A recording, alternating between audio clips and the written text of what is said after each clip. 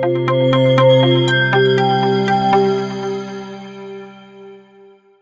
Everyone, welcome to my YouTube channel geographer Sandeep. Dear friends, आज हम एक सदी के महानायक, पर्यावरण योद्धा, राजनीतिक और समाज सुधारक तथा प्राणवायु के रक्षक कहे जाने वाले सुंदरलाल बहुगुणा जी का निधन 21 मई 2021 को इस प्राकृतिक वायु में समाविष्ट हो गई।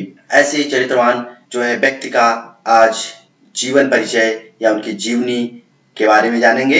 दोस्तों, सुंदरलाल बहुगुणा जी का जन्म 9 जनवरी 1927 को देवों की भूमि कही जाने वाली उत्तराखंड के मरोड़ा सिलियारा में जन्मे थे। कहीं कहीं पर इनको टिहरी भी बताया जाता है।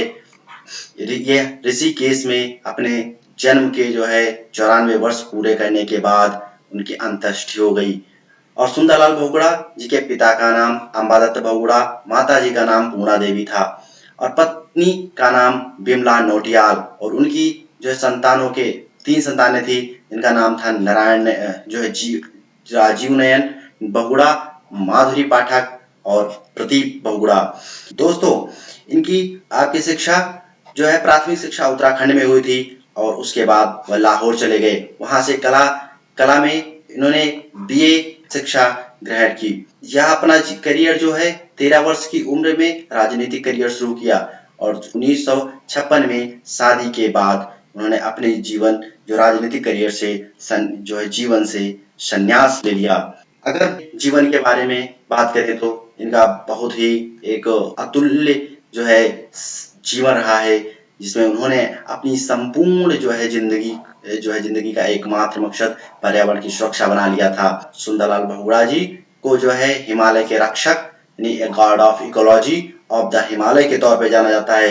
1994 में मीराबाई व ठक्कर बप्पा के संपर्क में आने के बाद दलित वर्ग के विद्यार्थियों के उत्थान के लिए प्रयासरत रहे। टिहरी में ठक्कर बप्पा हॉस्टल की स्थापना की, जो दलित वर्ग के विद्यार्थियों के लिए था। दलितों को मंदिर में प्रवेश का अधिकार दिलाने के लिए उन्होंने आंदोलन छेड़ दिया। सुंदरलाल बहुगुणा जी अपनी पत्नी बिमला नौटियाल सहयोग से सिलियारा में पर्वतीय नवजीवन मंडल की स्थापना की। 1971 में उन्होंने शराब की दुकानों के खोलने के खिलाफ 16 दिन का अनशन किया।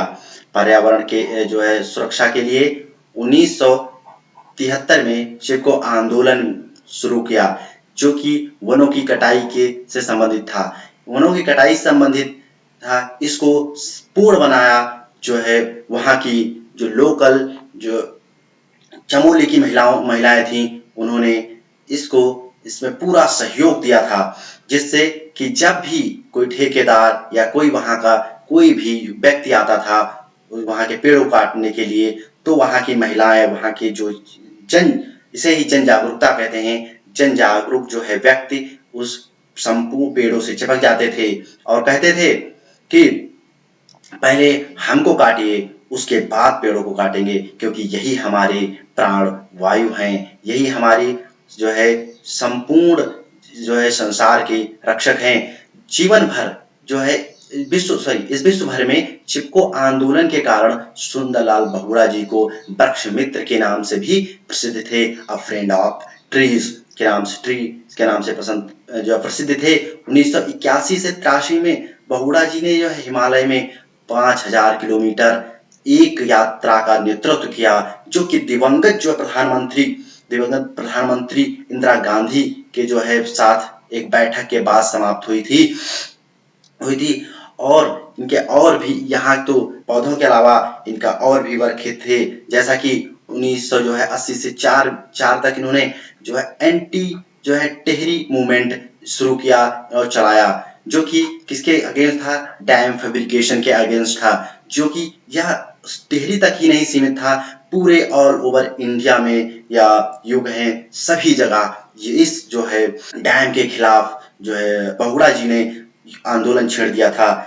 जैसा कि बहुगुणा जी का चिपको आंदोलन का घोष वाक्य था कि क्या है जंगल के उपकार, मिट्टी, पानी और बयार। मिट्टी, पानी और बयार मीन्स वायु होता है, जिसको विंड भी कहते हैं। यही मिट्टी, पानी और बयार जिंदा रहने के आधार। और जब यह मूवमेंट चल रहा था उस टाइम इन्होंने स्लोगन की दिया था जो कि डैम फैब्रिकेशन के विरुद्ध कि डैम नहीं चाहिए, बांध पहाड़ का विनाश है। और इन सब जो है कार्यों के उपरांत इनको इन कार्यों से जो है प्रभावित होकर काफी सारी संस्थाओं ने और देश विदेश में इनको काफी सारे पुरस्कार मिले, जिसमें अमेरिका की जो फ्रेंड ऑफ नेचर नामक एक संस्था थी 1980 में इनको पुरस्कृत किया।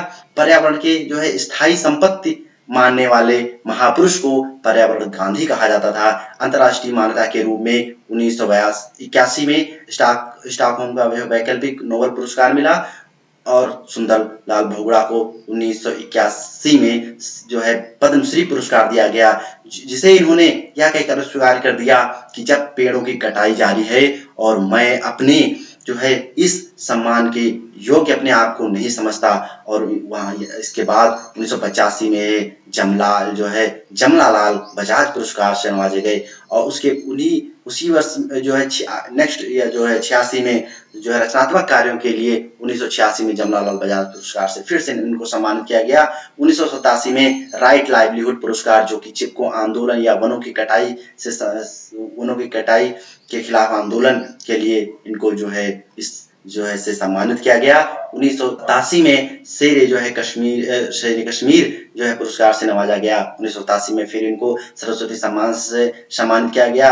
1989 में सामाजिक विज्ञान के डॉक्टर की मानक उपाधि जो है IIT रुड़की द्वारा दी गई थी। 1998 में जो है पहल सम्मान से नवाजा गया। 1999 में जो गांधी सेवा सम्मान से सम्मानित किए गए।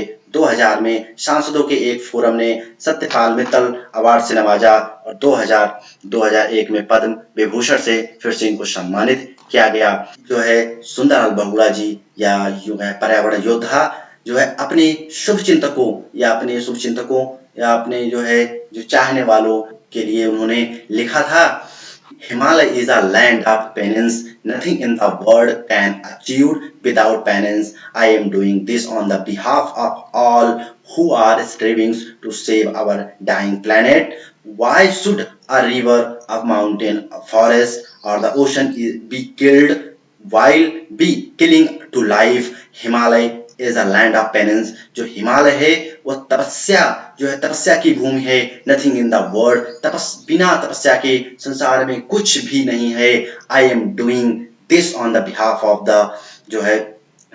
मैं उन सभी की ओर से अभिनंदन कर रहा हूँ या कह रहा हूँ जो हमारे मरते हुए ग्रह को बचाने का प्रयास कर रहे हैं। सेव आवर डाइंग प्लैनेट, जो हमारे मरते हुए ग्रह को बचाने का प्रयास कर रहे हैं। हम सब जीवन से why should I river while we killing to be life, जब हम अपने जीवन से चिपके रहते हैं या अपने जीवन, तो एक नदी और तालाब और पहाड़, जंगल या समुद्र को क्यों मारा जाना चाहिए। आज का मानव वह उदाहरण है जो कि ना तो समुद्र, ना तो नदी, ना पहाड़, ना जंगल आज मान्यता और रूढ़वादिता में ओतप्रोत मानव अपने इकोनॉमिकली थिंकिंग या इमोशंस की वजह से आज इस प्राणवायु को प्रदूषित करता जा रहा है। मैं कहना यह चाहूंगा कि अगर आपको यहाँ पर रहना है, इस धरा पे रहना है, तो अगर नेचर नहीं होगा तो फ्यूचर नहीं हो सकता। तो इसीलिए मैं कहूंगा कि फ्यूचर चाहिए तो नेचर को बचाना है। Thank you so much. Please like करें, शेयर करें और सब्सक्राइब करना मत भूलिएगा।